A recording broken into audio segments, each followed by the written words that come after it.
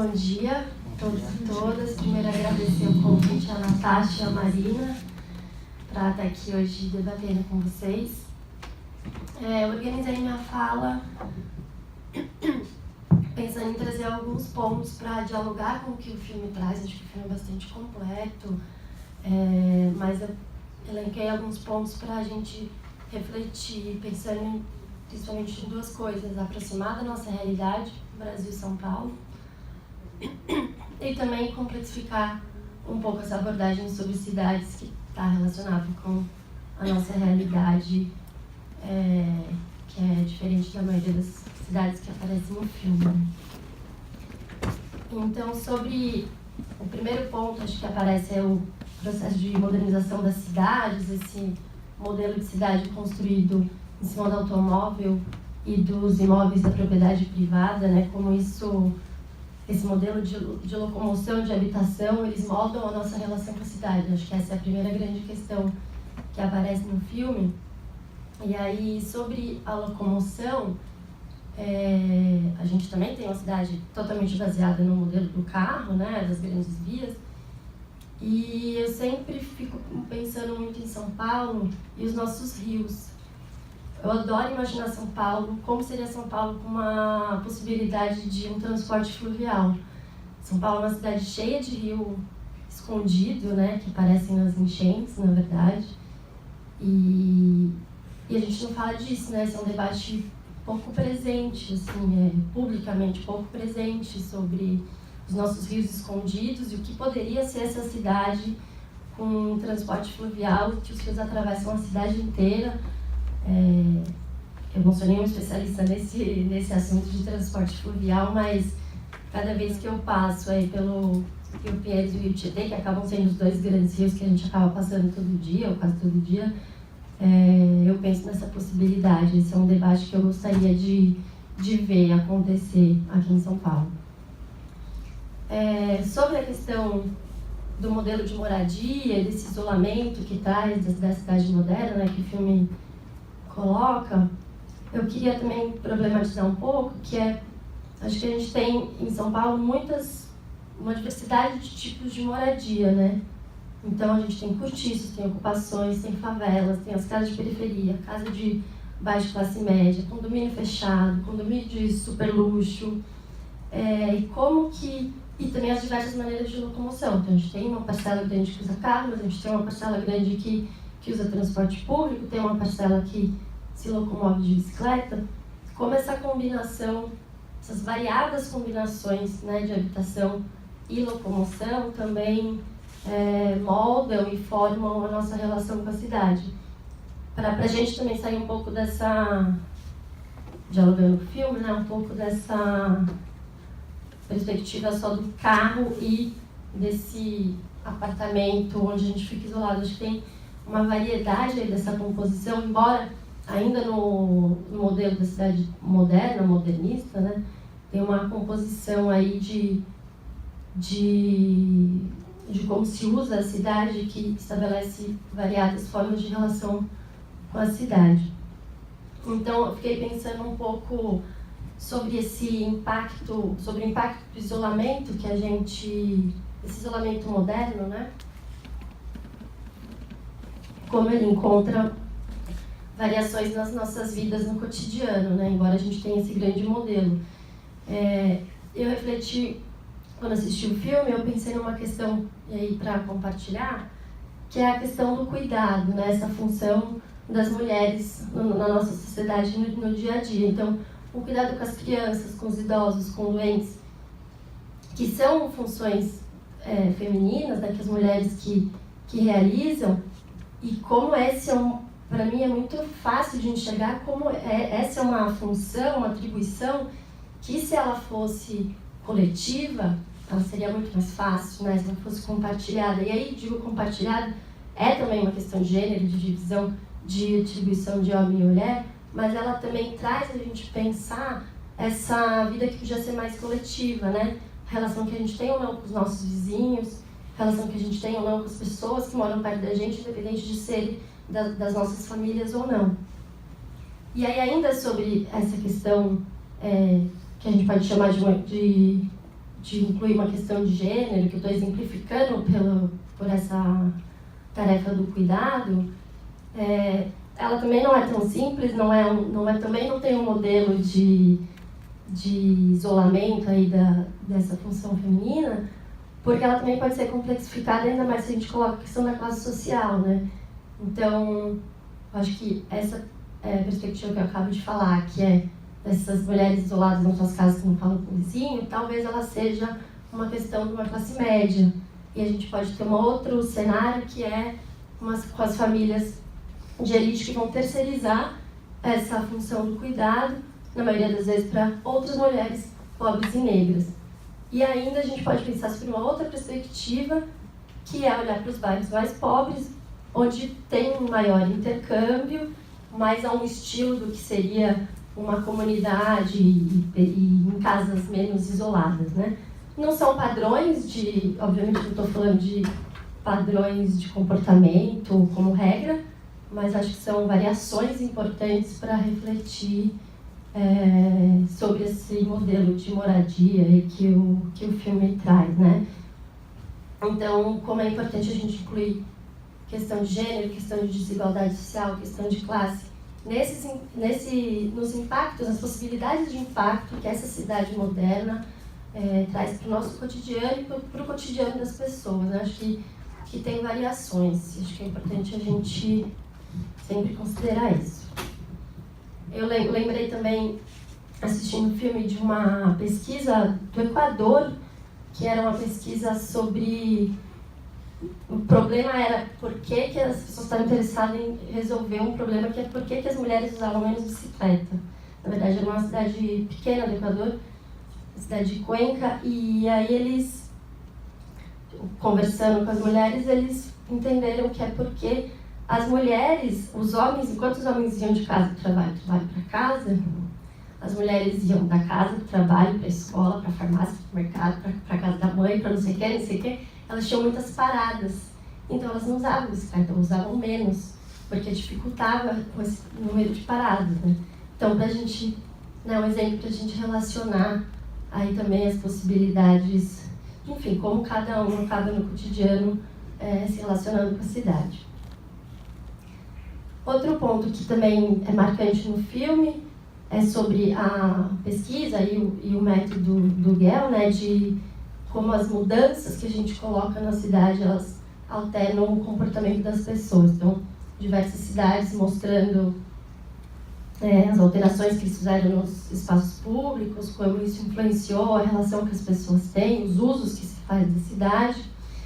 E aí, por ter, como foi dito na apresentação, eu trabalhei 4 anos na coordenação de direito de cidade, na gestão do prefeito Fernando Haddad, aí eu fiquei lembrando de algumas iniciativas que tiveram essa proposta de fazer mudanças estruturais, né, na cidade, e fui lembrando, refletindo de como elas foram recebidas e que debates que geraram na cidade, né?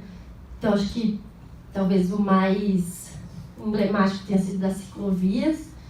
Não sei se foi mais emblemático, mas acho que é o que dialoga muito com o filme, né? Com os exemplos que aparecem. Então, se por um lado muitas pessoas diziam não precisa ter ciclovia, porque ninguém vai andar de bicicleta em São Paulo, olha, as ciclovias estão vazias. E por outro lado as pessoas diziam, não, a gente tem que ter as ciclovias para que as pessoas comecem a andar. Então, a gente muda a estrutura da cidade, garante espaços de segurança, espaços para isso, as pessoas vão começar a andar de bicicleta, né?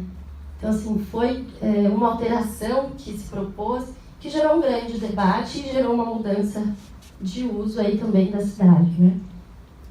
Outros exemplos foram os parklets, né? As vagas de carro nas ruas que foram enfim, transformadas em outro uso, desde mesa de ping-pong até apenas um banco para você sentar e conviver.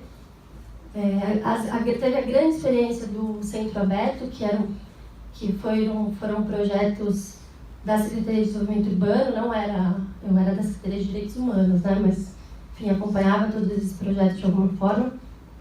E o projeto Centro Aberto exatamente inspirados no GEL, né, com eles, a mesma metodologia e tal, da observação, da contagem, de ouvir o que as pessoas queriam fazer ali, e dessas mudanças, que são pequenas mudanças, porque não são estruturais, né, você colocar uma sombra, você colocar uma cadeira, uma mesa de ping-pong, que foi uma estratégia bastante utilizada, fazer algumas atividades culturais em alguns momentos.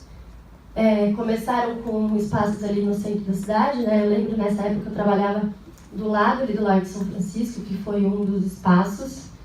Era uma mudança incrível daquele lugar que era só de passagem. A gente ia lá no horário de almoço, era o espaço onde as pessoas ficavam, conviviam, conversavam. Tinha disputa para quem sentava na cadeira de praia, né? Que estava sempre cheia. A própria redução de velocidade dos carros também acho que uma outra alteração, uma outra mudança que altera como que a gente anda na cidade, né? E aí acho que altera menos para o carro, embora a regra seja para os carros, acho que altera mais para o pedestre, né? A gente andar na rua é outra sensação, assim. Enfim, a Paulista aberta, acho que tem outras experiências, mas na verdade eu trouxe e elenquei isso porque, enfim, para a gente também pensar que, de fato, eu concordo com essa experiência. Bom, claro, tem mil exemplos, né? Eu concordo, tá bem demonstrado que a gente altera a estrutura e a gente muda a relação, mas é importante também ver como é difícil, né? Assim, você faz uma mudança, você tem que ter uma mudança depois de valores, uma mudança cultural na sociedade. Isso sempre vai ter disputa, né? Então, também um pouco para complexificar isso, assim, e como é difícil a gente questionar esse paradigma, né, do carro, porque está muito consolidado, né? Então é um grande desafio, mas sem querer também parecer ser pessimista, eu acho que a gente tem que continuar tentando de diversas formas mudar essa relação com a cidade, mas só para complexificar que é difícil. Os exemplos aqui no filme são muito bem sucedidos, né? E acho que em São Paulo a gente teve mais dificuldade, e aí eu avalio que um dos pontos é porque a gente tem uma cidade mais desigual, uma cidade mais violenta não só de números de homicídio e tal, de estupro, de violência, é um Estado violento, uma polícia violenta. Então acho que são algumas questões que complexificam e dificultam essas mudanças que alteram o cotidiano das pessoas. Um outro ponto também que eu quero trazer é sobre a intencionalidade desse modelo das grandes vias e das casas afastadas, né? Porque às vezes parece assim, foi um modelo para os carros e, em consequência, as casas ficaram longe do centro e tal. Acho que tem, talvez seja mais uma perspectiva de talvez do terceiro mundo, enfim, mas para São Paulo com certeza tem uma intencionalidade nesse modelo, né? Tem o objetivo de afastar os pobres e eles vêm de segunda a sexta como mão de obra e volta. Então a gente tem as cidades dormitórios, que são exemplos disso, e a gente tem uma outra função, né? Uma outra intencionalidade das periferias, que é você criar os vazios urbanos, né? Então você tem o centro, onde tem a concentração de ofertas de emprego, que é outra questão, né? Descentralizar isso na cidade seria um caminho, mas enfim, você tem as coisas concentradas aqui, você cria os vazios urbanos, você faz as casas para lá, e aqui você faz especulação imobiliária. Então, São Paulo foi desenvolvida, foi expandida desse jeito, né? Então, por isso, é isso que eu estou chamando dessa intencionalidade desse modelo, né? Não é uma simples consequência que as pessoas vão morar longe. Tem um porquê de colocar as pessoas enquanto mão de obra para ir morar longe. E a separação também dos locais de trabalho, de moradia e lazer. Até hoje em São Paulo, assim, domingo, o ônibus passa menos, o metrô funciona menos, porque é dia de lazer, então as pessoas não precisam sair de casa, podem ficar aí onde vocês estão, fiquem longe, e a gente fica aqui no centro, só a gente. Então tem essa intencionalidade de afastar as pessoas, né? Aí outro ponto também que eu acho que tem um desafio dos processos participativos, né, que aí dialogando mais com essa parte final do filme, que eles fizeram um super e amplo processo participativo na cidade de Nova Zelândia. Acho que o processo participativo talvez seja o maior desafio do poder público, né? Porque quando a gente faz, quando a gente consegue escutar a diversidade, a gente tem dificuldade de incorporar a diversidade das ideias que chegam. Então, acho que tem porque no filme parece, né, que conseguiram ouvir todo mundo, muitas ideias e tal. Talvez tenham conseguido mesmo, mas acho que fica ainda um desafio aí enquanto... para a gestão pública, de um modo geral, que formato que a gente usa para ouvir as pessoas e como que a gente vai encaminhar o que a gente vai escutar. E acho que uma pergunta é assim, a gente vai escutar, mas a gente vai, de fato, considerar o que as pessoas vão falar? Porque também, se não for considerar, talvez seja melhor não escutar. Né? E trouxe isso porque eu trabalhei 9 anos na prefeitura, né? E isso, para mim, é sempre uma coisa que me atormentava, assim, um pouco de entender a importância de processos participativos, mas saber já que começava com um limite, né? Como você tem que, de fato, mudar internamente algumas coisas antes de abrir para essa consulta e para essa escuta. E também como que a gente sai da conversa com os especialistas, né? No próprio filme a gente vê, assim, eles conversam com o gestor público, o arquiteto e o urbanista, tem alguns ativistas, né? Em Bangladesh tem uns ativistas, agora na Nova Zelândia tem um ativista, mas ainda fica, né, uma conversa, um diálogo ali entre nós, como que a gente amplia, e para de fato ouvir todas as demandas, porque quando a gente fica nesse circuito fechado aí de escuta, a gente também, obviamente, deixa de captar coisas que seriam e são importantes, né? E aí, acho que também, para terminar, tem esse discurso da cidade moderna que que foi construído há mais tempo, ele vai sempre sendo atualizado, né? Acho que isso é uma coisa que é difícil, porque a gente tem que ficar esperto para ver como que ele vai se atualizando, né? Hoje eu vejo muito que esse discurso ele foi atualizado para a questão da ordem e da segurança, né? Então, como a gente fala necessidade de segurança e de ordem, e como essa é uma construção que também afasta as pessoas do espaço público. Ela também privatiza a vida de novo, né? Que é um termo que aparece no filme também. Ela cerceia o debate. Porque a interação das pessoas, o encontro das pessoas no espaço público, ela também traz os conflitos. E os conflitos no sentido positivo, né? Do debate, das pessoas que vão debater valores, propostas, enfim. As diversidades vão aparecer. Então, quando a gente também deixa de ter esse convívio no espaço público, aí seja por qual narrativa for, né? E eu acho que atualmente está vindo muito pesado nessa questão da cidade controlada, em ordem, em segurança, a gente sai do espaço público, a gente encerra o debate e a gente enfraquece a democracia.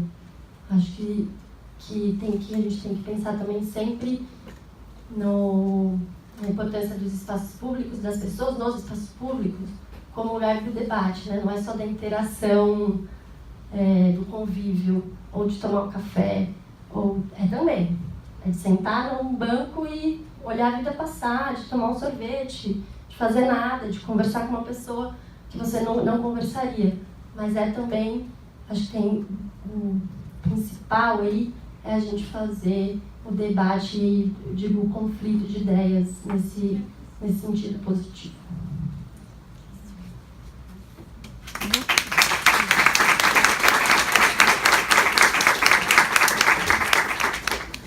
Bom dia. Agradeço a possibilidade de estar aqui, porque Na verdade, acho que 2 anos atrás eu participei de um debate depois desse mesmo filme, só que num outro contexto, assim, numa faculdade na Zona Leste e tal. Então acho que é muito interessante rever e ver como eu revejo, enfim, tudo que está sendo trazido. Acho que eu vou passar um pouco rápido, assim, por alguns pontos que foram vindo ao longo do filme, e aí fazendo algumas costuras com a sua fala.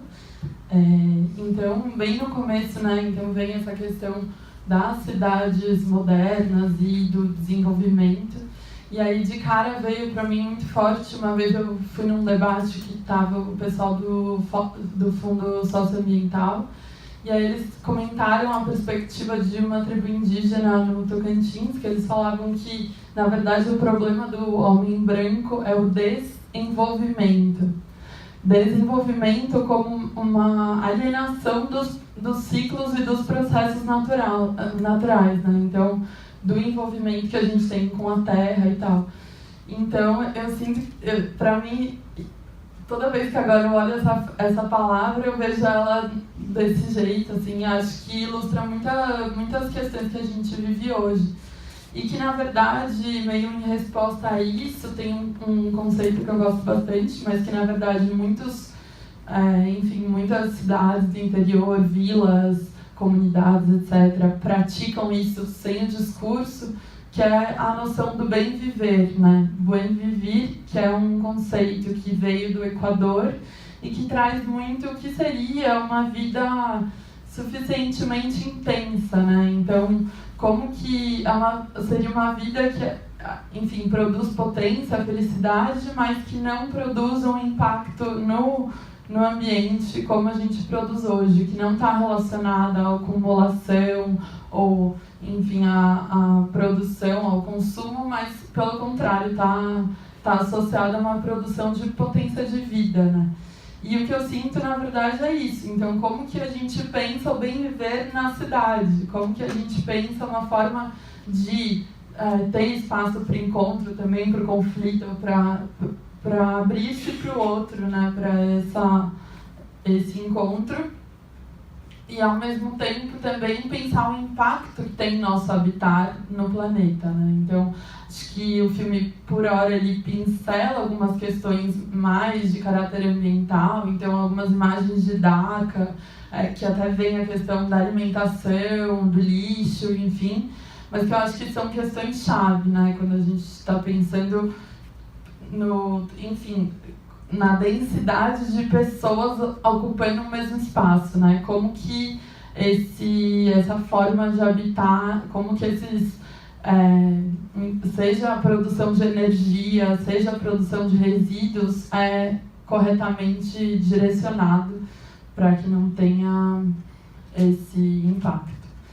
E aí, então, enfim, tem essa questão do modernismo funcionalista, que para nós aqui no Brasil é muito clara, né? Você pensa em Brasília, tipo aquela escala do carro absurda, aqueles gramados que não tem uma cobertura, então a pessoa vai lá, você anda a cada super quadra, você anda meia hora pingando, suando.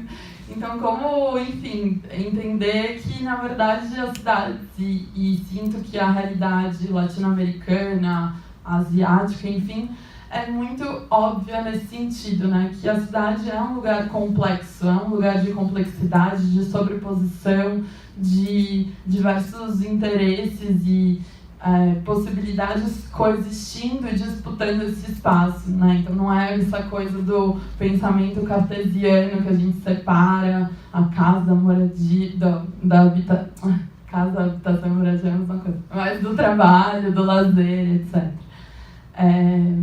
E aí, então, quando vem até um fato curioso sobre Copenhague, quando eu estava lá, né, cheguei lá e achei incrível pensar mobilidade integrada, pensar a questão do transporte limpo, das ciclovias e tal, até o momento que eu peguei uma bicicleta e fui andar na ciclovia em Copenhague.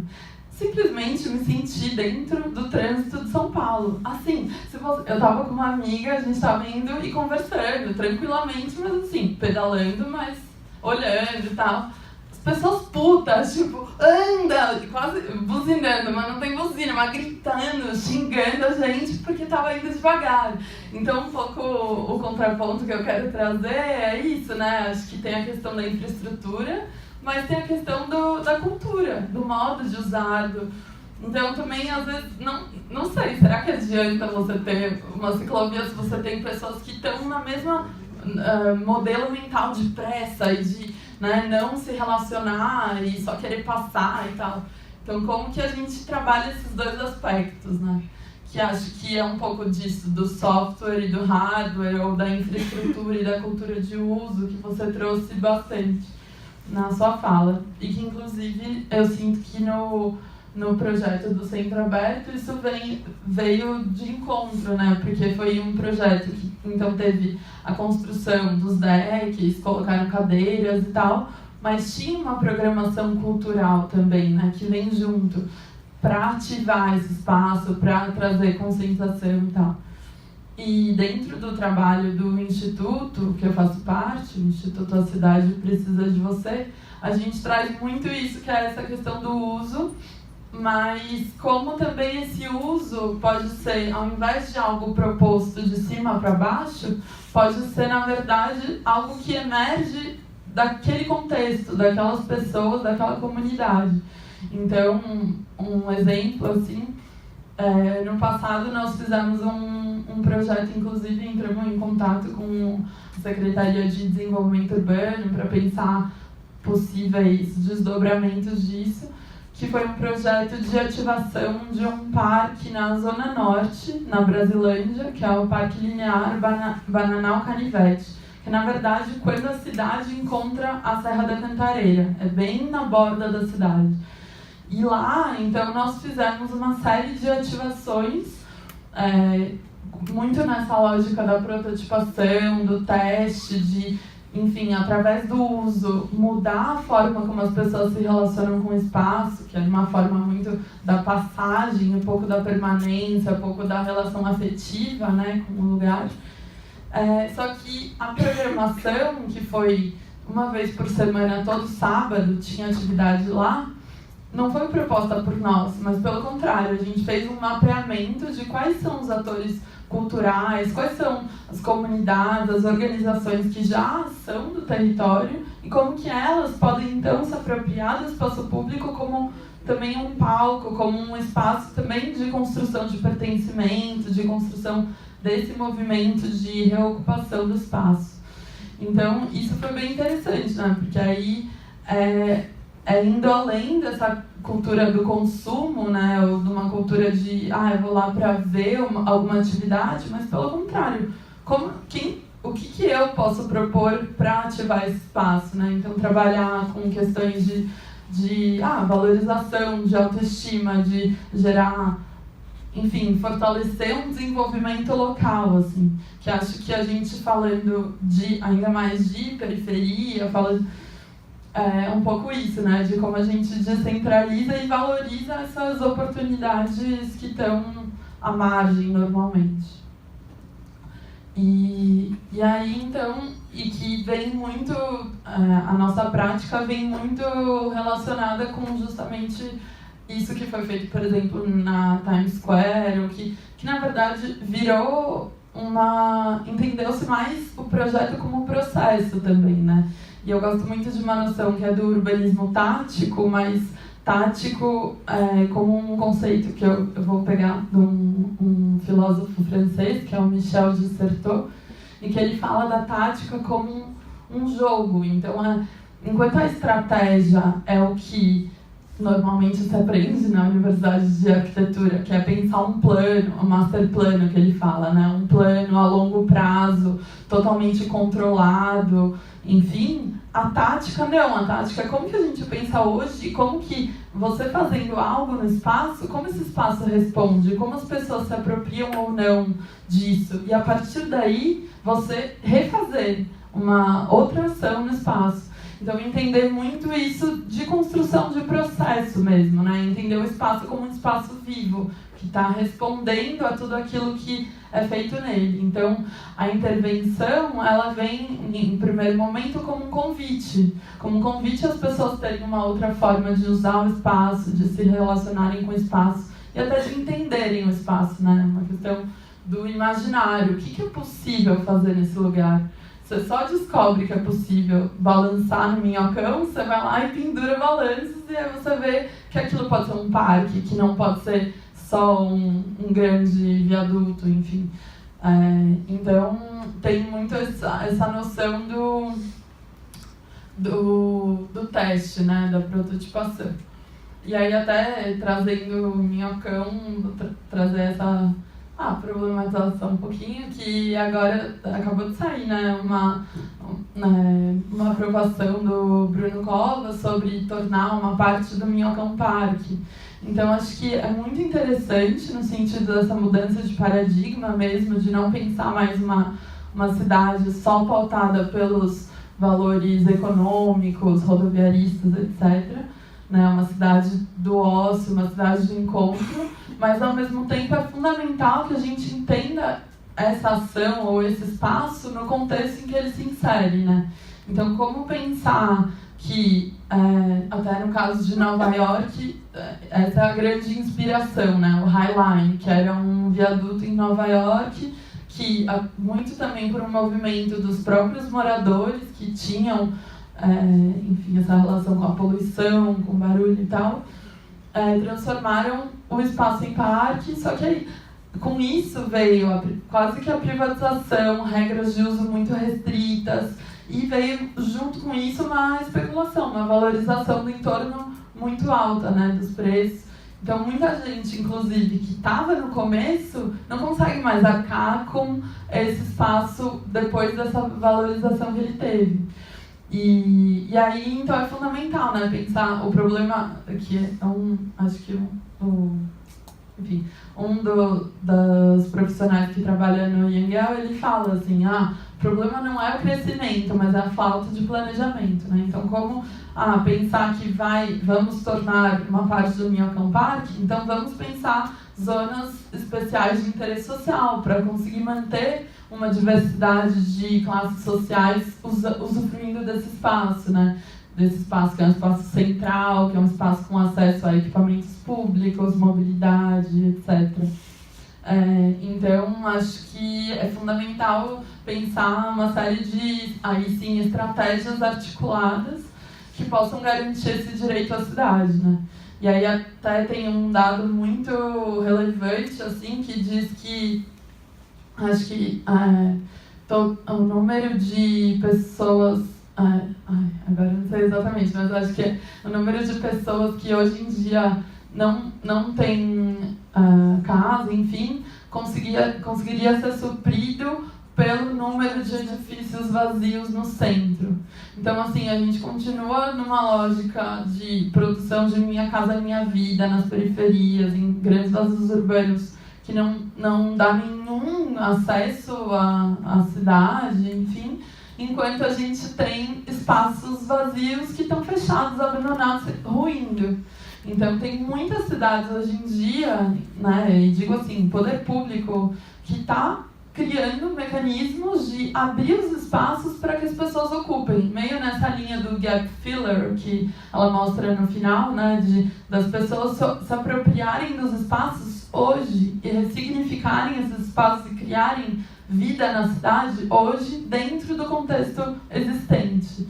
Então, um pouco da gente, acho que já falei bastante, não sei, mas da gente, vou fechando, mas de ter esse olhar de reconhecer qual que então é essa cidade existente, quais são os recursos disponíveis, quais são as possibilidades, e aí então trabalhar em cima do existente, né, e ressignificar, e não construir novo, mais coisa nova, já foi muita coisa construída, então como que a gente se apropria e ressignifica naquilo que existe. E que para mim foi muito interessante de ver o caso de Melbourne, que mostra aqueles becos. Então é isso, é uma situação urbana que já existe. Por exemplo, os baixios de viaduto, né, que até eu sou suspeita, porque tenho um caso de amor com baixinho de viaduto, porque acho que são espaços que são praças e que são, enfim, poderiam ser vistas como praças, né? Hoje em dia, enfim, as pessoas veem como o informal, né? Aquilo que a cidade não se apropria, não.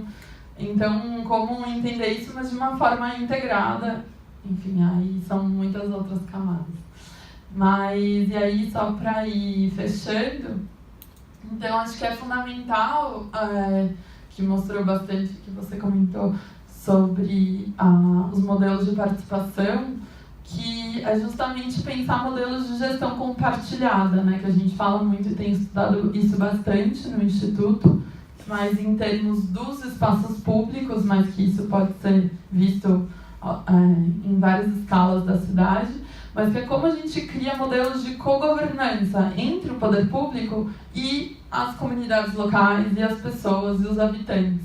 Entendendo que o poder público também não vai conseguir fazer tudo, né? Então, como que a gente abre espaço? Ele fala, create a framework, né? Tipo, um limite para que as pessoas possam se colocar lá e criar junto.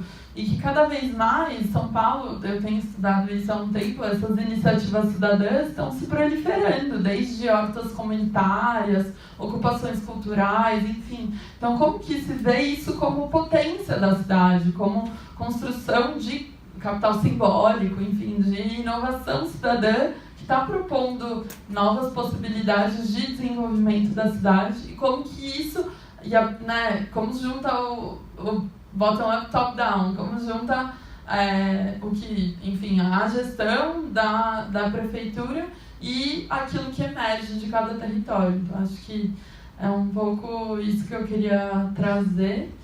E aí acho que vamos abrir para um debate, né?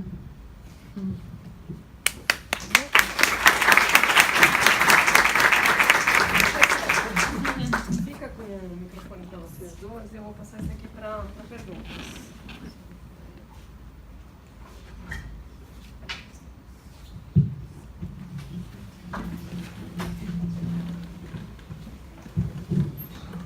Bom dia, meu nome é André, não sou arquiteto, sou casado com uma arquiteta, né? E sou biólogo no planejamento ambiental da Secretaria. E eu estava, até para entender como é que era a ideia do filme, esse novo pensamento das megacidades, eu acho que isso me interessa muito. Eu sou adepto da caminhada, muitas vezes volto para casa andando, são mais de 2 horas de caminhada, nesse novo modelo. Eu também concordo com tudo que está no filme, nesse estilo de vida, uma cidade mais humana.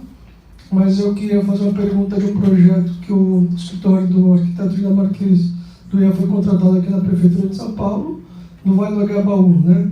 Que parece que esse projeto foi muito polêmico, que ele estava promovendo uma gentrificação. Eu não sou arquiteto, não entendo muito dos conceitos, né?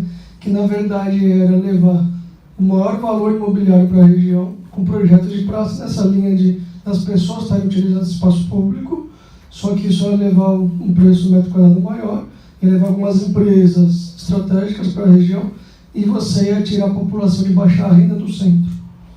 Então foi muito polêmico esse projeto. Eu não sou arquiteto, mas eu queria saber se, principalmente a Marília, aqui na Prefeitura de São Paulo, acredito que você pode ter tido contato com esse projeto. Como é que foi essa discussão dessa polêmica dos caminhamentos em relação à revitalização do centro, né, de São Paulo? Se realmente estava provocando essa gentrificação, tirar o pessoal de baixa renda do centro para promover mais os ricos estarem absorvendo esses espaços. Será que ele é justo para todos ou para uma classe? Responde ou faz mais, Natasha? Não, pode responder. André, não tive contato com esse projeto, acompanhei quase que como cidadã, como gestora, porque ele é um projeto da Secretaria de Desenvolvimento Urbano, e acho que justamente por todas as polêmicas, antes de qualquer minimamente começar, enfim, ainda no projeto mesmo, foram todas as polêmicas que isso ficou um pouco mais fechado ali e nem foi para frente. Mas eu acho que tem um ponto que é assim, independente, você trouxe um exemplo de um projeto, mas acho que é uma questão para todas essas iniciativas, né? E que é muito importante a gente pensar, e não é um debate de arquiteto, né? Não deve ser um debate só de arquiteto. Então, eu acho que tem um dilema aí mesmo nessa ativação dos espaços, né? Eu lembro, inclusive, acho que em 2014, teve um debate na Maria Antônia, com os coletivos e os grupos que fazem essas iniciativas cidadãs, como a Marcela nomeou. Então, que era a seguinte questão: eram diversos grupos que fazem iniciativas, desde hortas urbanas a atividades culturais nos espaços públicos, enfim, grupos que de diversas formas ativavam os espaços públicos, estavam reocupando os espaços públicos da cidade com parceria ou não do poder público. Então, tinha uma diversidade de iniciativas e de modo de trabalhar dos grupos. E a questão era, como é que a gente segue as nossas atividades sem que isso se torne uma valorização do espaço e seja apropriado pelo capitalismo? Isso gerou uma super polêmica entre os grupos, e acho que essa é uma questão que deve estar em todas as questões, né? Desde as grandes iniciativas, como aparece no filme, até as pequenas. De fato, o mercado imobiliário tem uma capacidade de captar e de fazer uso de propostas novas que é incrivelmente rápida. Recentemente, eu lembro que eu peguei um desses folhetos que entregam de prédio novo. Se você olhar aquilo por cima, pode ser um projeto de um coletivo urbano. Eram as mesmas estratégias, as mesmas táticas, as mesmas linguagens, tudo, assim, é uma apropriação grande que se faz dessas iniciativas. Então, acho que a gente tem duas coisas, assim, né, acho que é uma preocupação, né? A capacidade rápida do capitalismo, do mercado imobiliário, nesse caso, se apropriar dessas novas linguagens e dessas mudanças que se quer na cidade, e rapidamente você já voltou para o mesmo lugar, né? Então, parece que você está construindo coisas novas e você já voltou para a mesma lógica. Acho que esse é um cuidado. E uma outra coisa, qual é que é o papel do Estado nisso, né? E aí o Estado, Poder Legislativo, Executivo e Judiciário. A gente tem leis muito boas sobre, por exemplo, função social da propriedade, né? Que não são nem um pouco cumpridas, assim. Então tem aí um olhar também como é que o Estado em todas as suas instituições, né? Para além de pensar em gestões, né? Acho que é mais complexo, que é mais duradouro mesmo.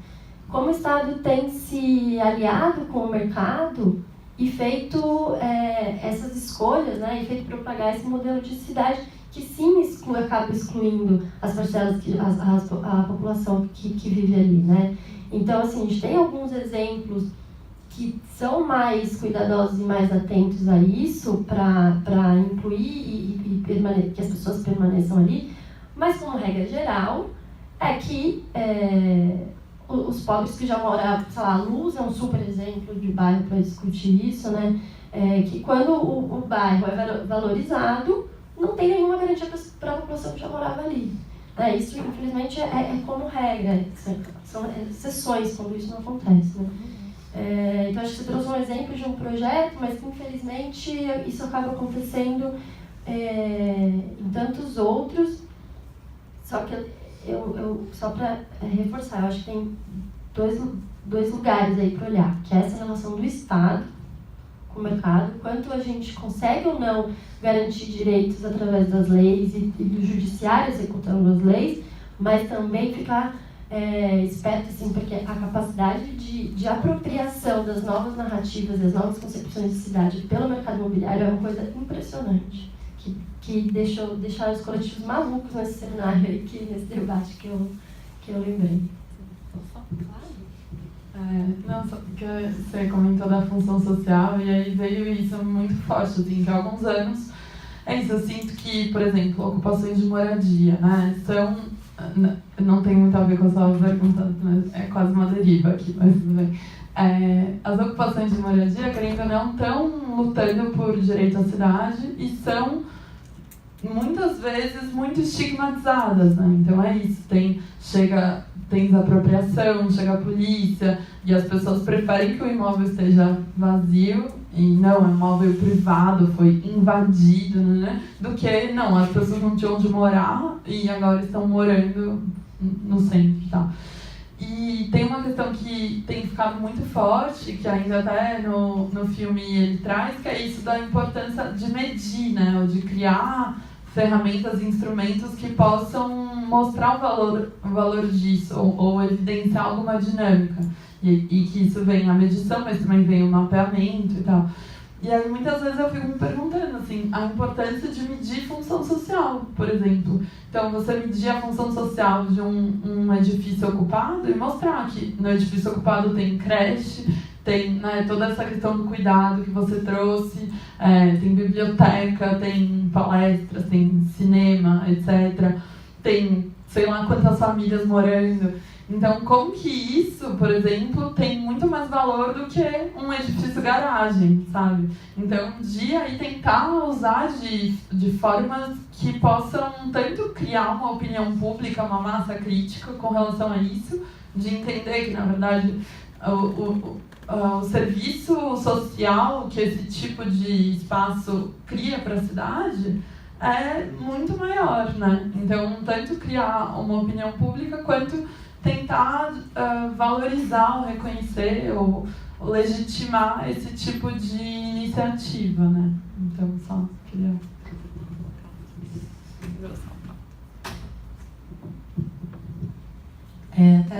Meu nome é Denise, bom dia.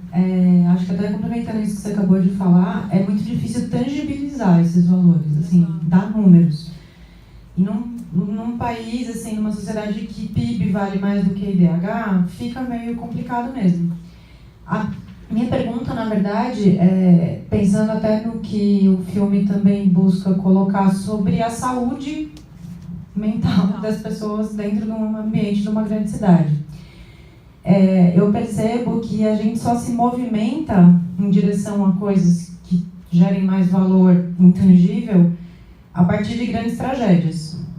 Então é uma coisa muito louca de aprendizado pela dor, e sempre que tem que desabar um edifício lá no centro para cair uma discussão em cima de habitação e ocupação, tem que ter um terremoto que destrói tudo, tipo, os caras não conseguem começar do zero porque é muito difícil, então é sempre um momento sempre de muita dificuldade que gera um movimento. Então, como a gente está saindo de está saindo de um processo de recessão econômica e tal, que gerou muito desemprego, tal.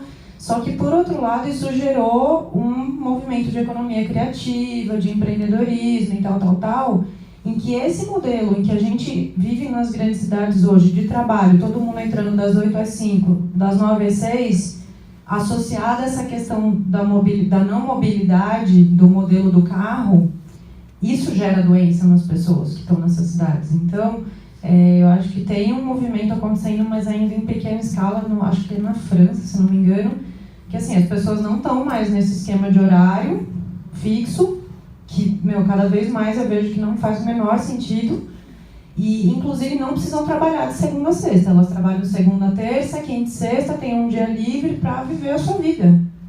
Porque tem lugares que para você sair do seu trabalho para ir numa consulta médica, você é mal visto, assim. Então, é um negócio que adoece a pessoa física e mentalmente. Então, eu queria saber a opinião de vocês sobre essa questão da flexibilização, da mudança mesmo, desse regime de trabalho que só gera custos. Então, e isso na administração pública é muito grave, porque a gente fica aqui das 8 às 5, algumas áreas têm atendimento ao público, outras não, são áreas mais de planejamento, em que a produtividade é medida pelo tempo em que a gente permanece aqui. A gente pode, estar dormindo, inclusive, mas a gente está aqui.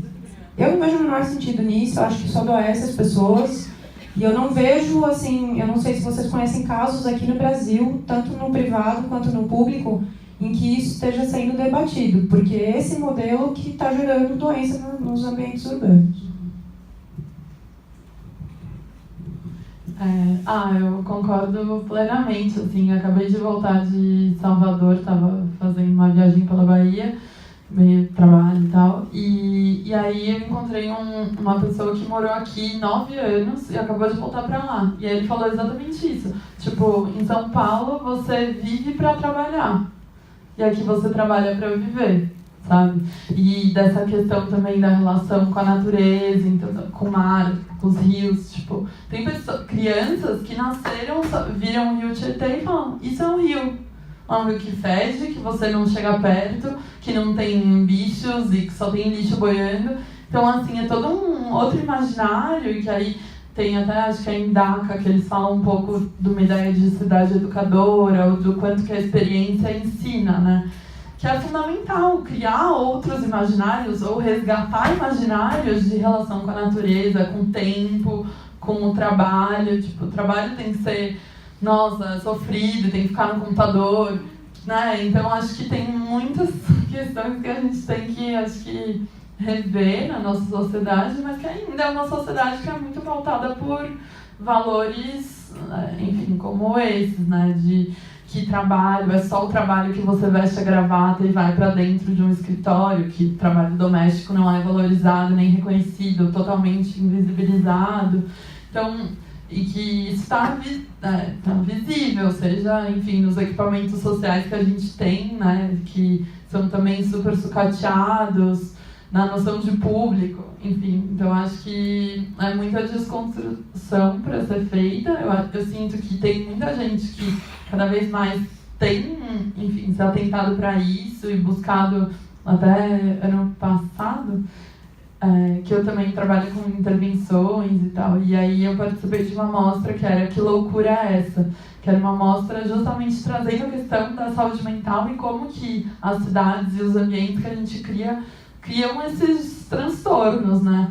E aí muitas empresas têm percebido isso e têm tanto, acho que, pensado uma flexibilização de horários, mas também é que aí você consegue olhar dos dois lados, né? Tipo, o Google que bota redes e coffee break, sei lá, para as pessoas e elas ficam lá eternamente. Então, também acho que isso pode ser crítico com relação a isso, mas...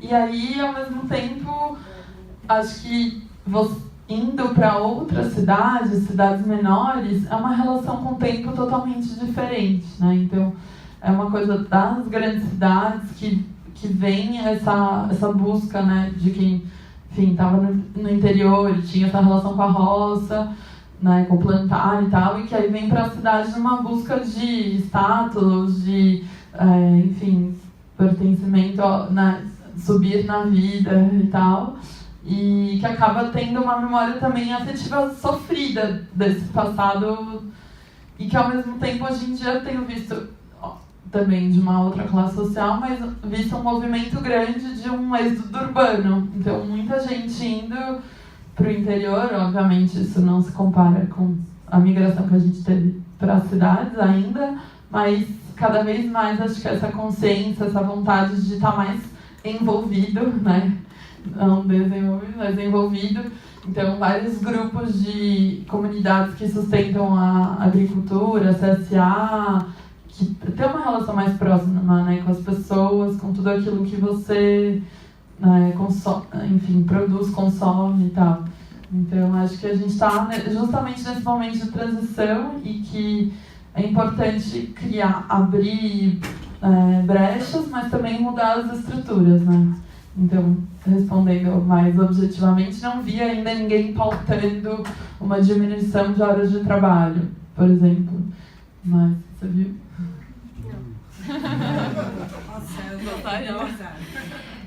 Eu acho que tem a questão da centralidade que o trabalho tem nas nossas vidas, é de um valor cultural que a gente precisava começar a conversar sobre ele, né?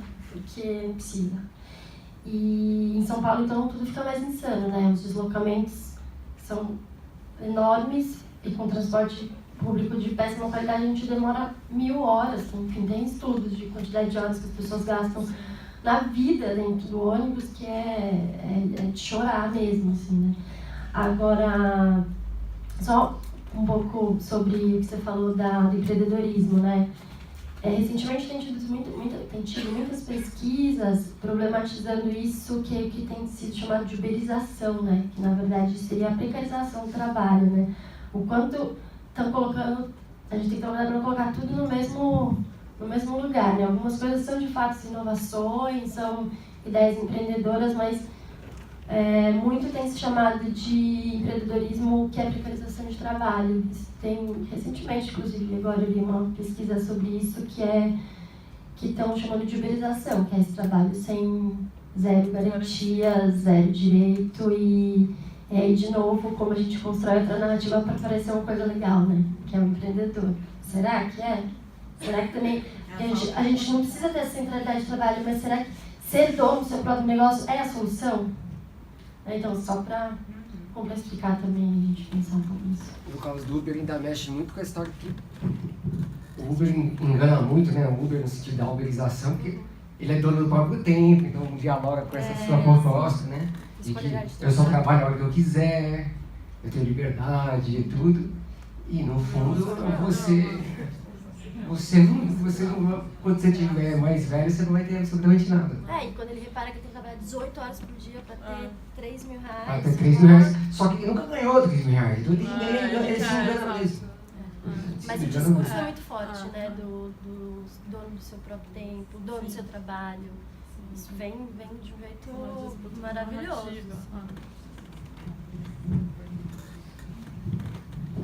Boa tarde, bom dia ainda, né? Meu nome é Ana Maria e o debate está muito bom, parabéns aí às meninas. Eu queria colocar aqui o debate sobre a sociedade de risco, né? Que a gente está falando nada mais, nada menos do que riscos criados, né, na própria sociedade. E aí, esse debate, né, de ocupação urbana, cidades futuras, ele é bem pertinente porque a gente vê a somatória dos riscos, e esses riscos eles são coletivos, e eles são coletivizados. Então, a partir do momento em que as pessoas elas são expulsas dos grandes centros para as periferias, elas criam riscos nas periferias que são compartilhados com os grandes centros. E que isso a longo prazo, né, tem suas consequências. Por exemplo, os mananciais, como bem dito, os rios, as nascentes, as matas, que os grandes centros necessitam de tudo isso para sobreviver. Eu acho que um bom exemplo de um grande centro que preserva suas margens, Nova York, ela é bem adensado, tem uma população ali bastante, né, nos centros urbanos de Nova York, é muito grande e que a cidade ela funciona e preserva-se as margens. São Paulo não, São Paulo é espraiada, então assim, você vê gente pulverizada em todas as partes e ocupando todo o território de São Paulo, não preservando nada, né? Então assim, esses riscos para São Paulo, eles são muito, muito sérios. Tanto é que se você olhar o mapa de São Paulo, só resta um pouquinho de verde aqui na Zona Sul, né? Que tem ali tem a APA, mas se você olhar para a Zona Norte só tem um parque, leste e oeste não tem mais nada. Então, assim, vai ser uma cidade de tijolos, né? Então, assim, os riscos que isso traz para São Paulo. Então, esse debate é pertinente, é muito importante. Sobre a questão da mobilidade também, eu queria só complementar, na verdade, que as pessoas, elas gastam muito tempo para se deslocar dessas periferias para trabalhar nos grandes centros e numa qualidade péssima, né? Sardinha, enlatados. Então, assim, a qualidade também do transporte para que ela se desloque e possa trabalhar é muito ruim. Então, ela já começa o dia com rendimento baixo, porque ela já vai cansada. Então, assim, é bem um debate bastante pertinente. E era isso mesmo que eu queria falar. Quero pegar o gancho. Obrigada pelo seu comentário. Acho que, de fato, assim, esses riscos, eles só vão ser vistos e reconhecidos quando tiver esse pensamento complexo e integrado, entendendo que, de fato, o que está acontecendo lá na Serra da Cantareira me afeta aqui, né? Que é isso, assim, por exemplo, estando muito lá na Brasilândia, todo dia, às 5 da tarde, acaba a água lá. E aqui no Itaim-Bibi, assim, acho que acaba a água uma vez no ano, sei lá. Então, também, enfim, tem essa questão dessa hierarquia, né, prioridade, sei lá, que acabam acontecendo. Mas aí o que eu queria trazer é que você usou essa palavra da preservação, né? E cada vez mais eu tenho pensado que a preservação não é fecha e deixa lá, mas que, pelo contrário, eu estando em constante relação com aquilo. E aí me veio uma imagem que agora na Bahia eu vi as seringueiras. E tem uma inteligência, eu não sei muito bem, não sou bióloga, mas porque tem a questão que a seiva sobe pelo meio e desce por fora do tronco, né?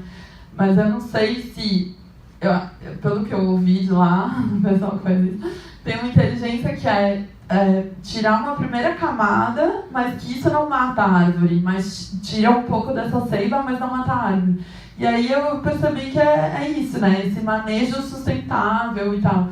Então, muito lá a gente tem discutido com o pessoal da região, até por causa desse projeto no parque, de pensar como que esse parque ele é um embrião e é um espaço de formação para que as pessoas que estão naquele território possam se relacionar com a Serra da Cantareira, no caso, e daí gerar algum tipo de renda, de desenvolvimento local, mas que esteja alinhado com a preservação desse espaço, né? Então, pensar um polo de ecoturismo, pensar formas de, no próprio parque você tem um viveiro de mudas e que isso depois é replantado na serra. Então, acho que cada vez mais é entender essas pessoas que já habitam, porque afinal elas já habitam, não sei, eu posso estar errada, mas eu preferiria talvez não tirá-las de lá, mas pelo contrário, elas serem entendidas como guardiãs desse espaço, desse território que elas estão inseridas. Então, acho que aí vem essa noção de responsabilidade, né? De, bom, já que eu estou aqui, é minha responsabilidade cuidar desse lugar.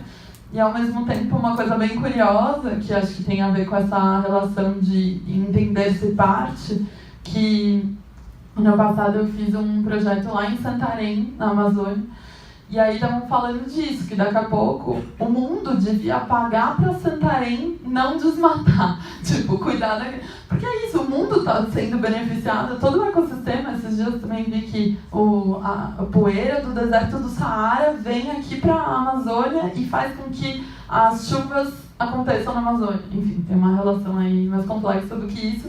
Mas assim, de entender que todo mundo está se beneficiando desse espaço se manter dessa forma, né? Então, acho que quando a gente mudar essa lógica de olhar só para o nosso entorno próximo e de entender esse sistema de relações que a gente está envolvido, muita coisa vai mudar. Acho que na questão da Ana Maria, é uma reflexão bem urgente, né? Na verdade. Só acho que a gente tem que atentar para não hierarquizar direitos, né? Porque sempre que a gente fala das áreas de moradia nas represas de São Paulo, acaba caindo mas é a água ou é a moradia? São os dois. Não dá para ficar hierarquizando direito, tem que resolver onde essas pessoas vão morar e tem que preservar as águas. Agora, assim, eu tenho dúvida de que esses riscos vão ser coletivizados. Eu não acho que vão ser. Assim, acho que quando acabar, os ricos vão fugir, os pobres vão ter morrido e a gente vai estar aqui brigando entre a gente. Acho que nem nesse momento vai coletivizar nada, assim, infelizmente. Mas, de fato, a responsabilidade ou deveria ser de todo mundo.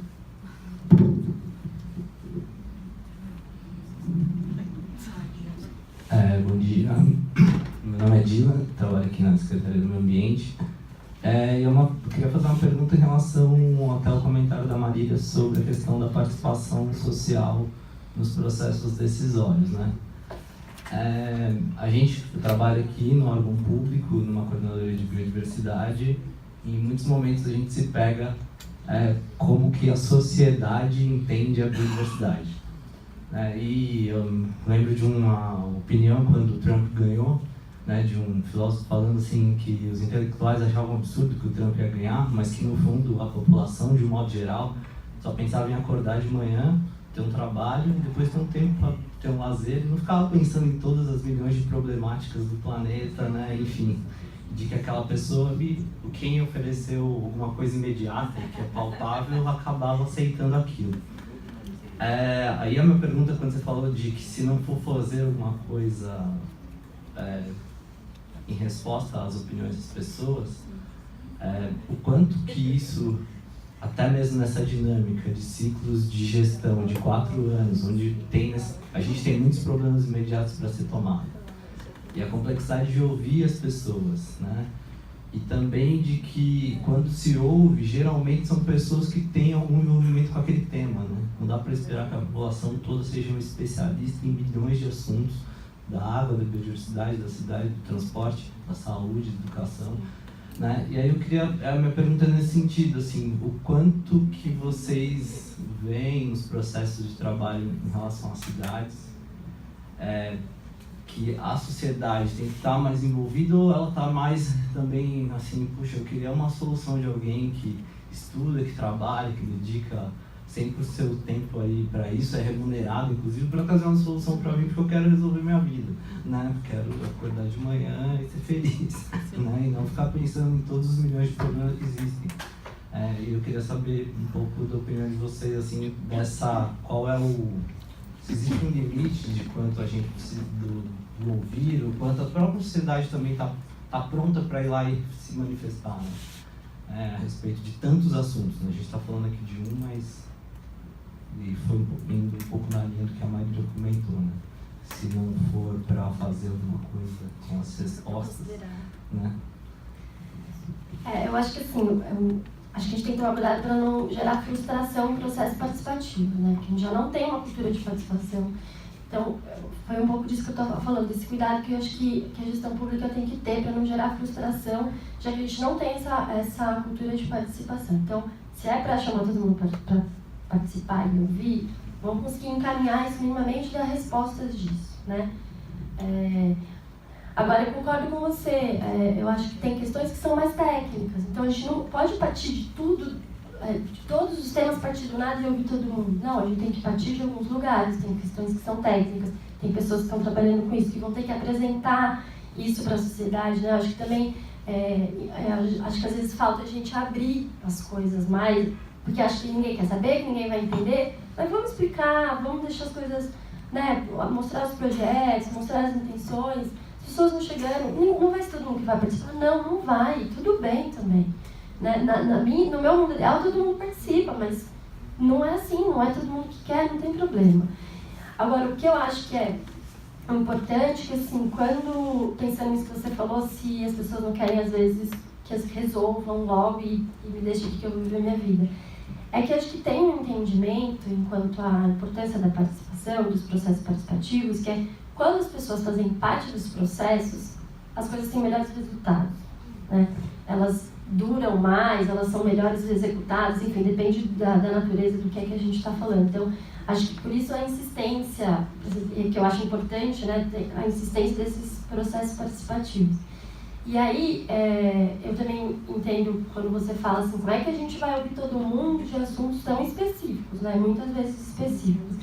Acho que daí uma saída, um bom caminho é conversar e dialogar com movimentos ou grupos que já debatem esse tema na sociedade civil. Pô, tem grupos, coletivos, ONGs, organizações, enfim, o nome que se queira dar, de milhares de temas, né? Então, acho que também tem que ter esse esforço, talvez começar, né, com esses grupos mais temáticos, mas sempre fazendo esforço de não ficar restrito a esses que já conhecem. Estou falando aqui um pouco do que eu, de experiência, vou refletindo, um pouco do que eu já li. Acho que não tem um caminho, né, para a participação. Acho que cada tema é uma situação, cada momento da sociedade é outra situação. Enfim, acho que tem muitas variáveis e tem sempre uma situação nova. E pegar acúmulo de discussão, né? O que não dá é para ficar começando sempre do zero. Isso é, de fato, um dos grandes problemas, assim. Então, se já começou uma discussão sobre o tema tal, já tem um projeto, não é que a gente vai ficar também batendo o pé e vai seguir esse projeto até o fim, senão não vai continuar, mas sempre tem acúmulo em discussão. Só que a gente não tem memória, não tem histórico na gestão pública. Não tem.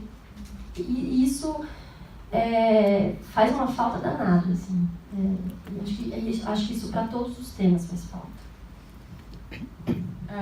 Toda construção já é ruína, né? Eu acho que a nossa memória é muito curta, de fato. Mas, acho que, não sei, colocou super bem. que eu acho que é isso, tem vários níveis de participação e aí tem pessoas que são mais engajadas ou menos engajadas, mas eu acho que como a gente pensa estratégias diferentes para cada uma, né? E aí eu também sou do time que adoraria que todo mundo participasse e para além de participar, mas tivesse autonomia para ir lá e fazer, né? Porque o que eu sinto é que para além da gente reclamar ou esperar que alguém faça ou protestar, tem muita gente que já sabe qual é a resposta, sabe? E que se tivesse um mínimo de, às vezes não é nem recursos, mas é legitimidade, sabe? É não vir a polícia atrapalhar. Pô, já tá fazendo, entende? Então não dá um prêmio para essa pessoa, sei lá. Eu acho que tem vários casos aí de pessoas que têm essa autonomia, que se empoderaram e que estão provendo soluções para além de, né, esperando respostas ou posicionamentos. E como que a gente, então, também incentiva que cada vez mais pessoas... Porque é isso, cada pessoa se apropria... Se cada bairro já tivesse um grupo de 5 ali, que ocupou um terreno baldio, fez uma horta, fez uma creche, sei lá, tipo, ou sei lá, frequentasse mais a UBS, fizesse coisas da saúde da família, junto com os velhinhos, né? A gente já teria esse cuidado muito mais compartilhado, né? E tudo seria muito mais eficiente, eu acho. Muito mais difícil, talvez, também, porque tem vários interesses, mas acho que muito mais rico. E aí um exemplo de um tipo de participação que vai nessa linha da autonomia, em Lisboa, eles fizeram uma política pública incrível, assim, que na verdade, quando você pensa na lei de fomento à periferia, enfim, tem questões aí que são bem interessantes, mas que chama BIP-ZIP. Então, eles fizeram um mapeamento de áreas vulneráveis em toda a cidade. Depois desse mapeamento, separaram uma porcentagem do orçamento público. As comunidades se organizaram, tinham que ter um CNPJ, assim, de uma ONG, sei lá, uma associação de moradores, juntaram com assistência técnica, escritórios coletivos, artistas, sei lá, e tinham que propor um projeto de melhoria para o território deles. E aí, então, teve lá uma votação, enfim, e aí as próprias pessoas então pegavam o dinheiro e executavam.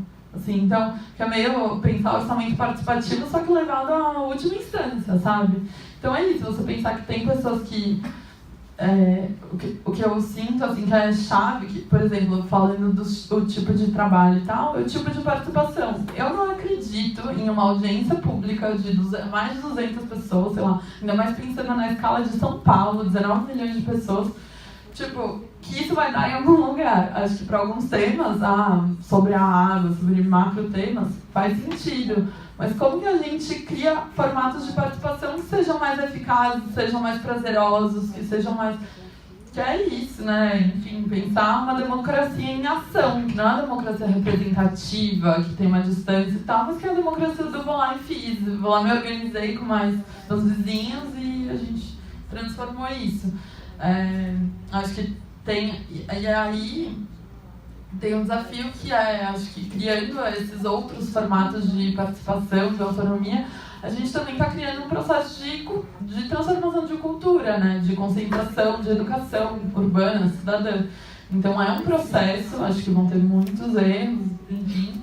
Acho que o Estado tem um papel aí de, né, passar um crivo ou ter métricas para poder valorar uma ou outra iniciativa, mas eu confio muito que muita gente já sabe as respostas e se tivesse só um empurrãozinho ou algum tipo de espaço, assim, as coisas acontecem, sabe? Não sei se funciona. Sou Roger, holandês, desculpa qualquer erro no português. Então, eu trabalho com energia solar, conheço através de muitos desses tipos de eventos um monte de empreendedores com pequenos negócios que querem resolver muitas questões urbanas, ambientais, sociais, desde plantar árvores em praças públicas até reduzir desperdício de comida. resolver essa questão de reciclagem, de lixo,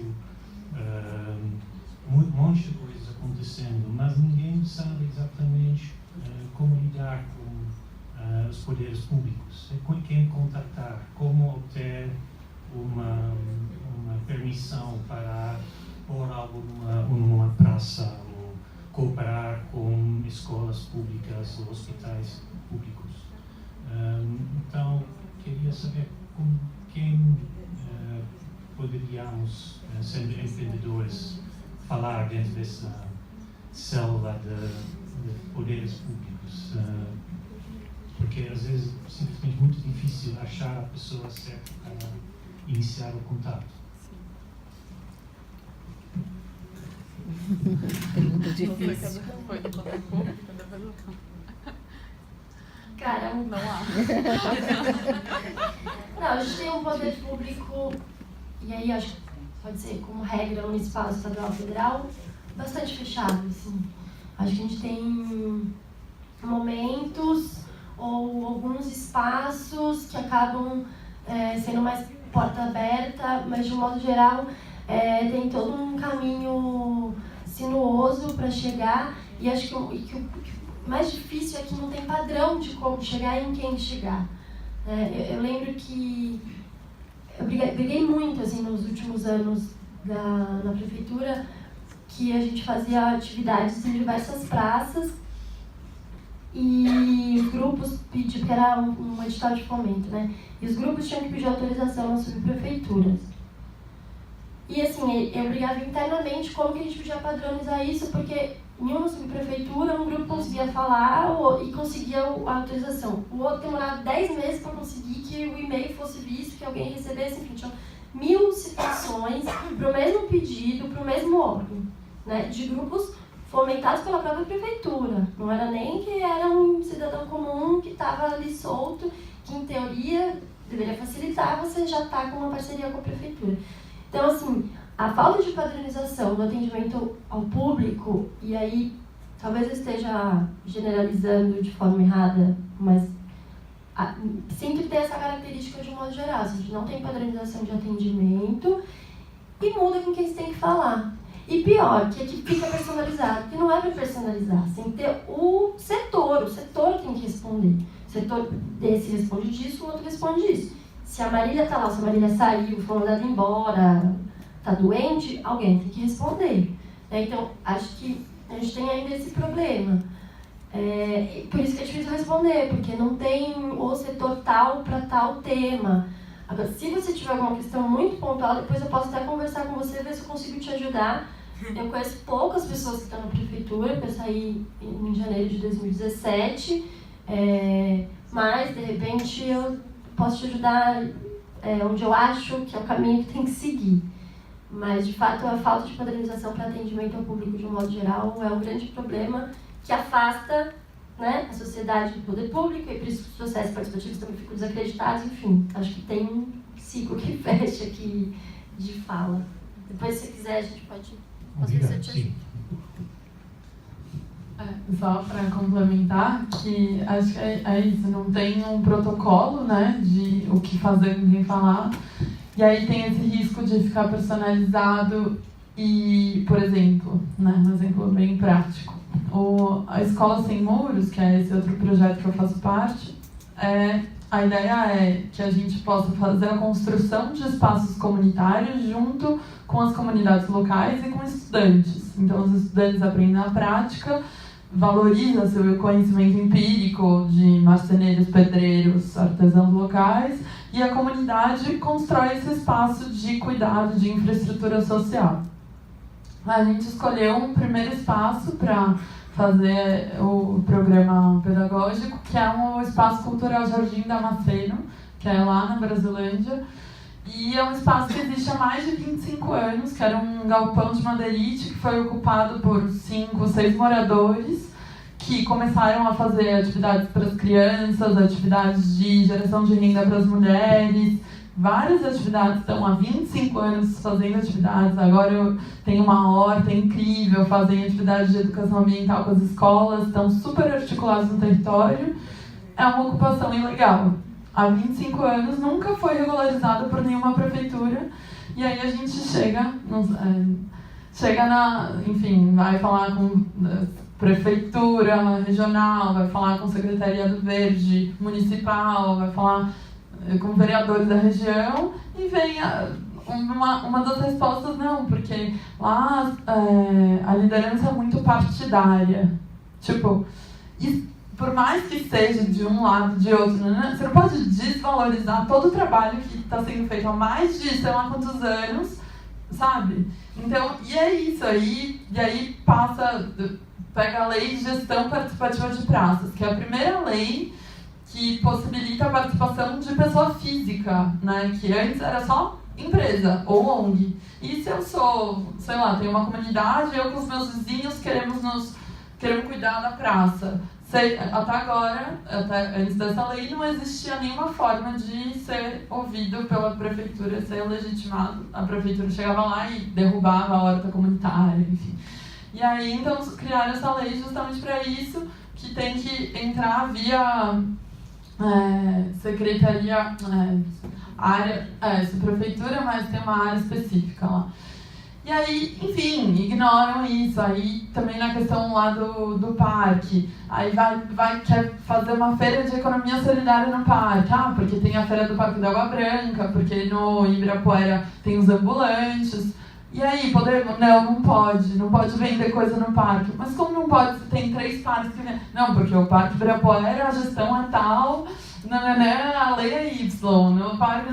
Então, assim, é isso, não tem um padrão, né? Não tem, enfim, então eu sinto que, pelo Instituto, que a gente tem buscado é cada vez mais criar ferramentas, criar caminhos que permitam com que as pessoas possam cuidar junto, né? E que é isso, não é uma transferência de responsabilidade, que nem normalmente é com empresas, né? Adote uma praça, e aí a empresa vira responsável, o que acontecer lá é culpa da empresa. Responsabilidade. Tem moradores que vão dar um balanço, mas também toda a responsabilidade vai ser dos moradores. Enfim, então como que a gente cria modelos de uma responsabilidade que é compartilhada? É um pouquinho da prefeitura, é um pouquinho do morador que pode ir lá carpinar, então como criar novos acordos, né? Que aí não é nem só de um, nem só do outro, mas que vamos achar um meio termo aí que seja bom para todo mundo. Só que para isso a gente tem que ter uma cultura de colaboração e um modo de pensar de colaboração. Então, até, sei lá, as pessoas precisam chegar nesse estado evolutivo para então a gente poder. Mas estamos abertos, depois podemos conversar, e quem quiser, sobre como a gente pode abrindo esses caminhos, né? Devagar e sempre. Oi, bom dia. Meu nome é Raquel, eu trabalho aqui na Secretaria de Meio Ambiente, Infraestrutura de Meio Ambiente também.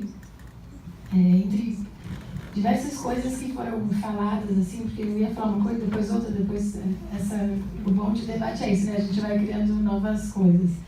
Mas acho que uma coisa que mais me chamou a atenção no filme e em debates do que a mostra nos provoca em geral, assim, uma vez eu vi uma expressão da Raquel Trasberg, que ela fala assim, tudo bem, eu vi tudo isso, mas o que eu vou fazer segunda-feira de manhã? Como que eu consigo, né, trazer tudo isso para a minha realidade? Porque a gente tem todo esse aspecto, né, da importância da participação social, a questão da influência do sistema, no sentido de que, mas tem interesse imobiliário, tem a questão do capitalismo, o exemplo que a gente viu até na Nova Zelândia, né, fizeram um trabalho, audiência pública com Lego, para as pessoas falarem como que elas querem, né, a cidade, e mesmo assim acaba esbarrando nas decisões, que se a gente for voltar atrás também são decisões do governo que a gente colocou lá, fica uma coisa meio infindável, assim. E aí uma vez eu ouvi também de uma professora que chama Lia Diski, não sei se vocês já ouviram falar, consultora da ONU também, mas é uma referência interessante, que ela trouxe que um dos principais artifícios do sistema, né, da situação de como a gente está, é dar essa sensação de impotência. Que a gente, então assim, mas já é assim mesmo, não tem como fazer nada. Ou para eu mudar um planejamento da cidade, eu tenho que mudar necessariamente o plano diretor. Então, eu tenho que ir numa audiência pública para participar, não tirando a importância, a necessidade de tudo isso, mas até pegando o ganchinho da sua fala no final, da questão da gente mudar a nossa cultura. E aí, na segunda-feira de manhã, o que a gente pode mudar, né? Que é a outra coisa que chamou a atenção no filme, que é justamente a relação entre as pessoas, né? Que a gente, voltando um pouquinho, tentando trazer um pouco para mim, tá? Como eu gostaria de fazer, qual é o primeiro passo que eu gostaria de dar a partir de tudo isso, ter esse ativo um pouco maior na relação com os vizinhos, por exemplo. Outra coisa que trouxe no filme, né? Assim, as crianças vão ser os adultos que elas veem como a gente está vivendo, como a gente está se relacionando. Então, se eu vejo um vizinho e não falo bom dia, eu fecho a porta do elevador rápido porque tem alguém lá ou alguma coisa do tipo, é o tipo de criança que eu tô... É o tipo de exemplo que eu estou produzindo, né? Assim, então, eu fico muito com tudo que a gente discute aqui, pensando em como a gente consegue levar, o que vai despertar de ideias, como a gente vai levar na nossa vida, aonde a gente vai avançar numa participação, mas também tentando trazer para qual é o primeiro passo que eu posso dar. Se eu não estou num coletivo, né, ou se eu não estou ainda, como que eu posso trazer isso para a minha realidade? Eu estou lá na sardinha do ônibus, do metrô com todo mundo, mas eu posso ser mais gentil com a pessoa que está do meu lado, em vez de achar que eu queria que todo mundo que estivesse lá estivesse em outro lugar para eu estar mais folgado, né? Então, acho que isso são só uma reflexão nesse sentido, né, de também viver a cidade que a gente gostaria a partir de hoje, né? Não necessariamente esperar que alguma mudança aconteça para que eu consiga viver assim, né? Sim. Só que eu comecei nesse mundo, sei lá, do ativismo, não sei, tem vários nomes, né? Em 2011. E aí veio muito dessa angústia de tipo, tá tudo errado, não sei o quê. E ao mesmo tempo é isso, qual é o meu lugar e como que eu posso começar, né? E o nome aí então eu formei um coletivo, eu estava na faculdade, que era Muda. E era justamente, assim, que tipo de cidade que a gente quer viver, e a gente falava muito dessa estética do possível, sabe?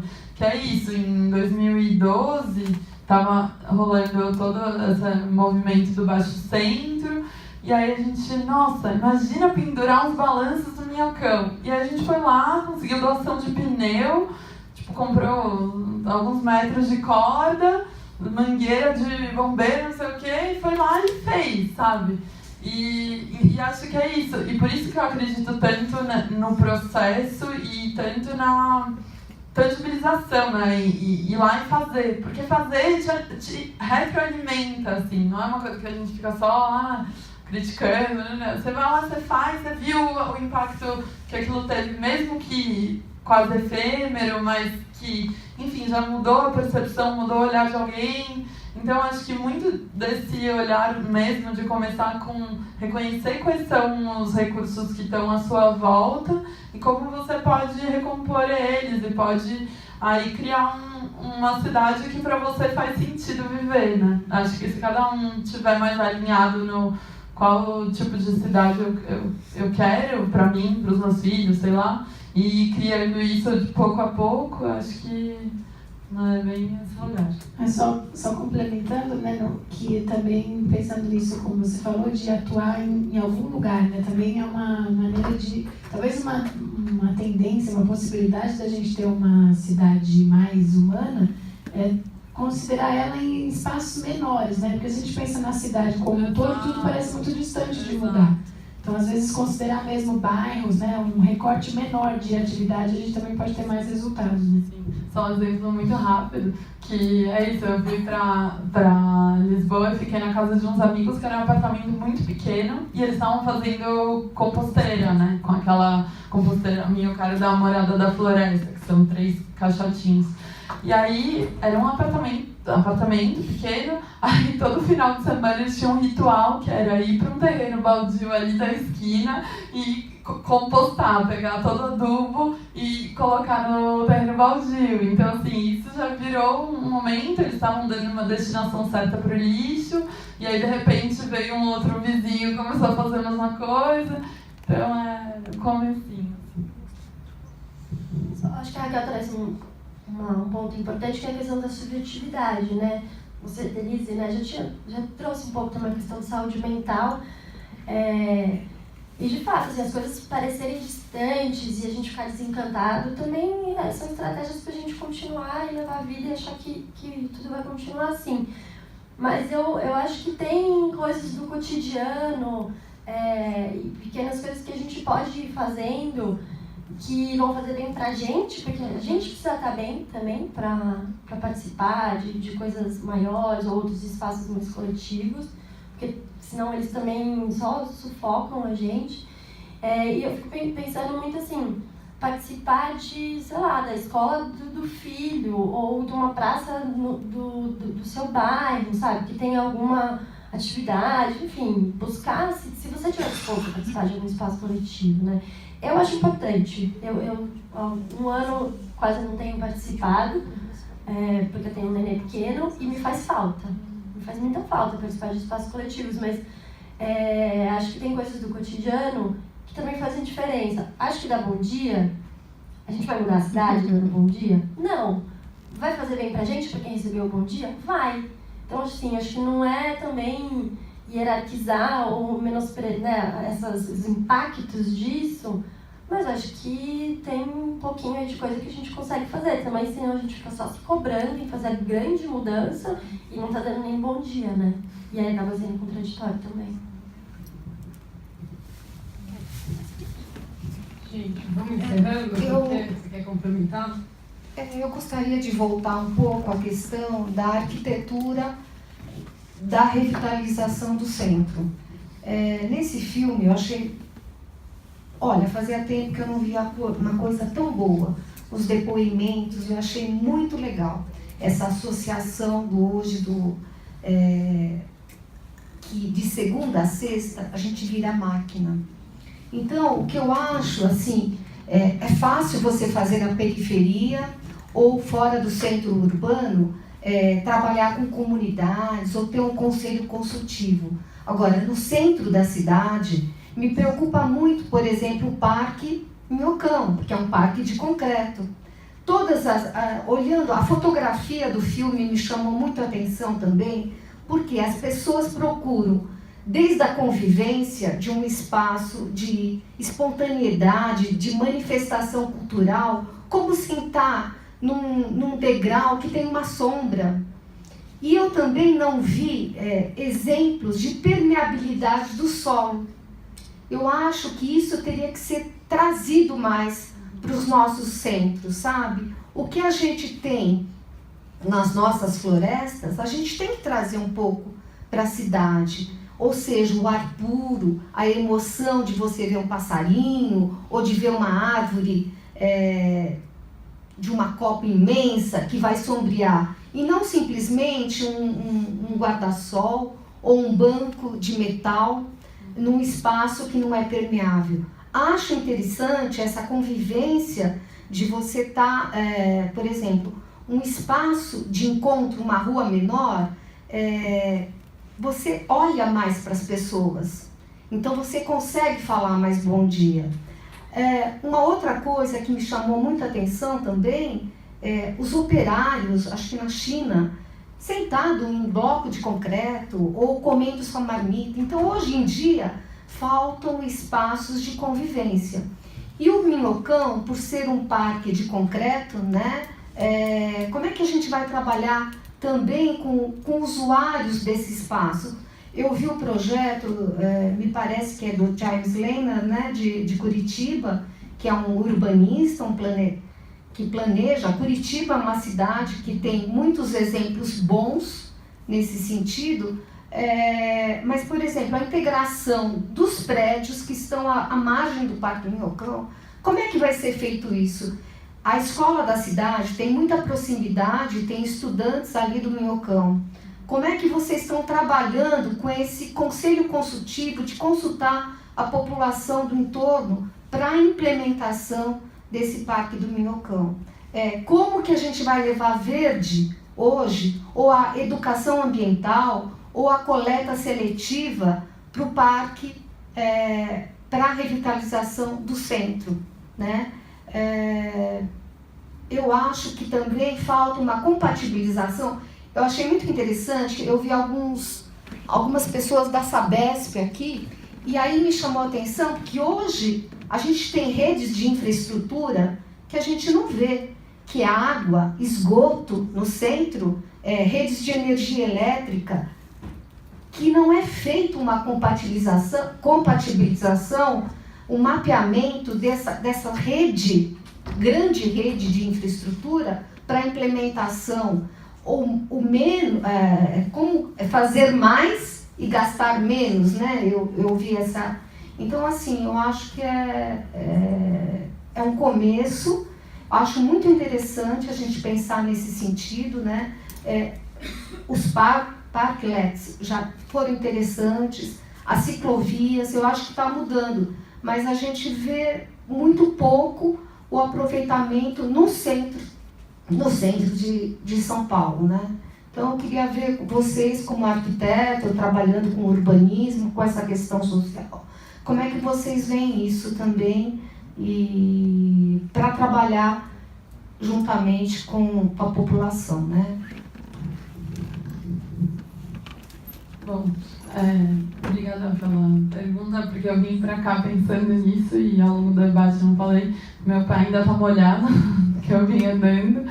Isso é um... Drenagem, falta drenagem, Exato. falta um monte de coisa, né? E aí eu fiquei pensando muito nisso, né? Nos jardins filtrantes e como que, por exemplo, em Santiago, no Chile, tem um coletivo que começou quebrando calçada e fazendo jardins de chuva nas calçadas, sabe? Isso ajudaria na drenagem absurdamente. E não só ajuda na drenagem, mas traz uma qualidade urbana também, né? Muito mais rica do ar, enfim. Então, queria trazer isso dos jardins filtrantes, que até é uma coisa que já tem rolado aqui em São Paulo, e até também um coletivo incrível que tem atuado bastante na Pompeia, que constrói piscinas naturais com água de nascente, porque tem vários prédios que constroem em cima dos nascentes, né? Então eles, enfim, pegam...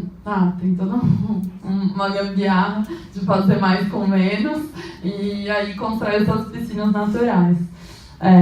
E que eu acho que traz essa relação de volta, que, se você pensar, imagina São Paulo antes de ser São Paulo, era uma selva, sabe? Então, como que a gente traz a floresta de volta para a cidade, né? Que, na verdade, é o que era, assim. E aí, queria deixar uma dica que tem um curso muito, muito massa de design em permacultura, que é organizado pelo Permasampa, que é um coletivo, junto com a Casa da Cidade, que acho que vai começar daqui a pouco. Então, para quem se interessar sobre isso, né, pensar sobre ciclos energéticos, sobre como trazer ecologia para a cidade, acho que é um curso que vale muito a pena. E aí, sobre o minhocão, acho que, enfim, nem vou me atrever. Eu acho que é um desafio que a gente vai enfrentar daqui para frente, assim, mas acho que de cara de acumular ou visualizar essa memória, porque o que tem de trabalho final de graduação que já fizeram no Minhocão, então já foi produzida muita coisa sobre o que o espaço pode ser. Então, como que a gente olha para isso e volta e, enfim, entende prioridades? Então, acho que, mas é como você disse, é fundamental pensar sombra, é fundamental pensar a relação com os edifícios. Então, por exemplo, no Highline, você passava lá e aí tem um dos apartamentos, até aqui no Minhocão tem, é um teatro. E aí as pessoas usam o apartamento como palco, as pessoas sentam no Minhocão e aquilo é um teatro. Então, como que a gente também se apropria desse existente, né, e ressignifica esse espaço. E aí, só um último convite, que pelo Instituto, junto com Escola Sem Muros, para quem se interessou, não sei, sobre mais esse tema dos espaços comunitários na cidade, da descentralização, a gente está organizando um seminário junto com o Conselho de Arquitetos, Arquitetura e Urbanismo de São Paulo, que vai acontecer em março, do dia 29 ao 31, Arquitetura para a Autonomia, ativando territórios educadores. Então, é um seminário gratuito, aberto, são 3 dias, vamos ter convidados internacionais, vamos ter convidados desde movimento indígena, ocupação sem terra aqui, da periferia, hortas comunitárias, enfim, então vai ser bem potente. Graças. Só falar rapidinho, então, especificamente sobre o Minhocão. É um assunto super polêmico, né? O que eu sei é que tem histórico de discussão sobre o que fazer ali, né? Então, inclusive, no plano diretor já está indicada a desativação do Minhocão. O que não estava decidido é se era demolição ou se era uma reutilização, e agora, recentemente, optou-se por esse outro uso, que me parece uma boa saída, porque aos sábados e domingos já há 4 anos, 3 anos, domingo primeiro, né, depois sábado, já tem esse outro uso que já fica cheio de gente, então acho que é uma experiência positiva. Então a saída do parque me parece melhor solução, e estudos técnicos também dizem que demolir seria mais caro, enfim. Tem todas essas outras questões que você trouxe, que eu não sei opinar, porque são mais técnicas, que aí entra no debate mais técnico, né? Que aí eu teria que me aprofundar mais para dar opinião. Só reafirmar que eu acho que é isso. O Minhocão está sendo discutido há muito tempo, e me parece que nesse caso as discussões estão tendo acúmulo. Parece que é um exemplo bom de que veio vindo discussões e gente que quer que vai demolir, que não sei o quê, e parque e tal, e agora parece que chegou nesse lugar. E aí, para amarrar, agora a gente tem que ficar atento e ver se as pessoas que já moram lá vão ser expulsas ou não, porque vai ficar caro pra caramba. Obrigada, gente, pelo convite. Vocês podiam deixar o contato de vocês, né?